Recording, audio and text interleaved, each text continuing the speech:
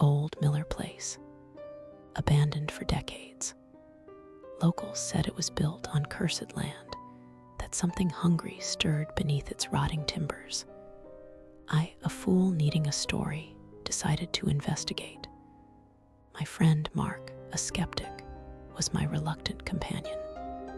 We arrived at dusk, the air thick with dust and decay. The house loomed, windows like vacant eyes.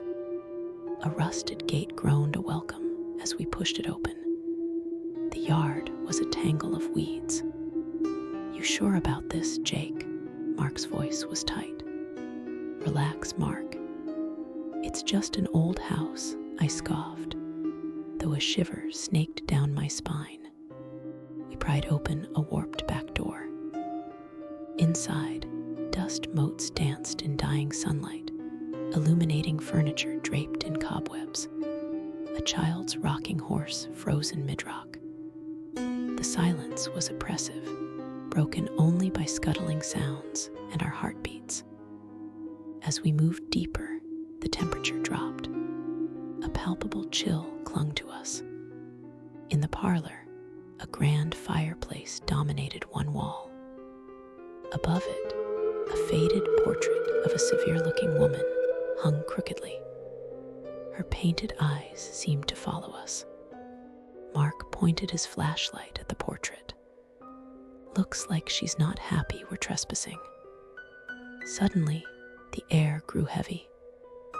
A low hum vibrated through the floorboards, a sound from within the walls. The rocking horse began to sway, its creak echoing. "Okay, Jake, I'm officially freaked out," Mark whispered, his flashlight trembling. Then we heard it. A faint, scratching sound from the attic. Deliberate, rhythmic, like long fingernails dragging across wood.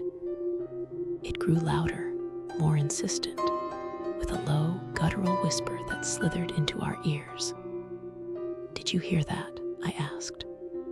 Before Mark could answer, the portrait shifted. The woman's smile contorted, her eyes glowing red.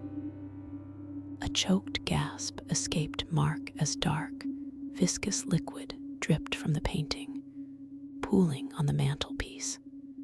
The scratching intensified, accompanied by sharp, cracking sounds. The walls seemed to bulge inwards, as if something vast was pressing against them. The whispering grew into a cacophony of distorted voices, whispering our names, our fears. Panic seized us. We turned to flee, but the back door slammed shut with a thunderous crack.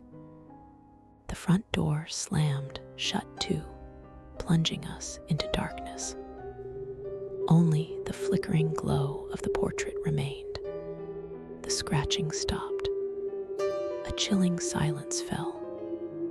Then, a wet, tearing sound echoed from the darkness. A shadow detached itself from the gloom, coalescing into a hunched, impossibly tall figure. It moved with a jerky, unnatural gait. We saw its face, a gaping maw with needle-sharp teeth and eyes burning crimson. It let out a wet, rasping hiss. We scrambled back. The demonic entity advanced, its shadow stretching, consuming the light.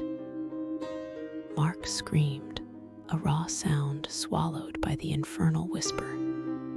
I remember the cold, clammy air, the stench of decay and worse, and then nothing.